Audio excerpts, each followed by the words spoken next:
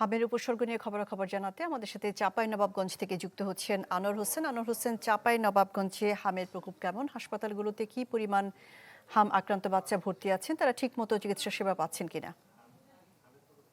আমি ভরসা রাখি হিরন স্মার্ট ওয়াটার পিউরিফায়ারে।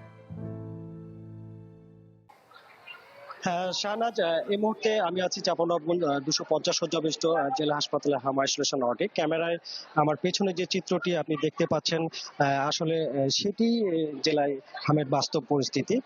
অর্থাৎ দিন যতই যাচ্ছে আক্রান্ত শিশুর সংখ্যা ততই বাড়ছে এবং হাসপাতালে রোগীর চাপও ক্রমে বাড়ছে। এবং হামের সবশেষ পরিস্থিতি যদি আমি আপনাকে বলি যে গত 24 ঘন্টায় নতুন করে হামের উপসর্গ নিয়ে ভর্তি হয়েছে আরো 50 জন শিশু। একই সময়ে ছাড়পত্র দেওয়া হয়েছে 31 জনকে এবং গুরুতর অবস্থায় রেফার করা হয়েছে একজনকে রাজশাহী মেডিকেল কলেজ হাসপাতালে। তো বর্তমানে হাসপাতালে ভর্তি রয়েছে 73 জন রোগী, আর এ নিয়ে আক্রান্তের সংখ্যা দাঁড়িয়েছে জেলায় 627 জনের। এছাড়া টিকা দেওয়া হয়েছে এখন পর্যন্ত 86,244 জনকে এবং সবশেষ নমুনা পরীক্ষায় যেটি দেখা গেছে যে 101 জনের মধ্যে 43 জন শিশুর শরীরে হাম ভাইরাস শনাক্ত হয়েছে। এছাড়া পরিস্থিতির ভয়াবহতা বলতে গেলে গত মাসে যেখানে আক্রান্ত ছিল 313 জন, সেখানে চলতি মাসে 12 দিনে আক্রান্ত হয়েছে 360 জন। অর্থাৎ গত মাসে প্রায় সমান সংখ্যক রোগী এই 12 দিনেই পাওয়া গেছে। এই হিসাব অনুযায়ী চলতি মাসে আক্রান্তের হার গত মাসের তুলনায় অনেক বেশি গতিতে বাড়ছে, যা খুবই উদ্বেগজনক।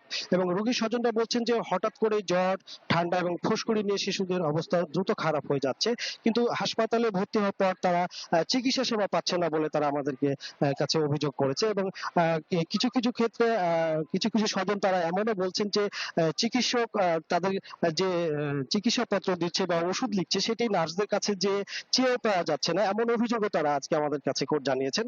তো হাসপাতাল কর্তৃপক্ষ জানিয়েছে যে বাড়তি রোগীর চাপ সামাল দিতে ওয়ার্ড চিকিৎসক এবং নার্স বাড়ানো এই মুহূর্তে জরুরি হয়ে পড়েছে। তবে লোকবল সংকটের দোহাই দিয়ে বরাবরই দায় সারছেন হাসপাতাল কর্তৃপক্ষ এবং স্বাস্থ্য বিভাগ। এছাড়া সিভিল সার্জন জানিয়েছেন যে সংক্রমণ নিয়ন্ত্রণে টিকাদান কার্যক্রম জোরদার করা হয়েছে এবং দ্রুত সবাইকে টিকার আওতায় আনার চেষ্টা চলছে।